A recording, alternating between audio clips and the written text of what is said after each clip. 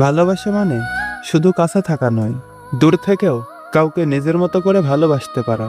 কারণ সত্যিকারের ভালোবাসা কখনো দূরত্ব মাপে না, এটা মাপে অনুভূতির গভীরতা।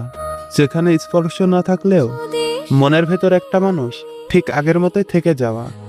দূরত্ব শুধু সেখানে একটা সংখ্যা, যা হৃদয়ের সম্পর্কটাকে কখনো কমাতে পারে না। দিনের শেষে হাজারো ব্যস্ততার মাঝেও যার কথা মনে পড়ে, সেই তো আসল ভালোবাসা। কখনো কখনো ভালোবাসা এমন হয়, চোখে দেখা যায় না, তবুও অনুভব করা যায়। কথা কম হয়, তবু বোঝাপড়া গভীর হয়। হাত ধরা হয় না, তবু একটা অদৃশ্য বন্ধন দুজনকে শক্ত করে বেঁধে রাখে।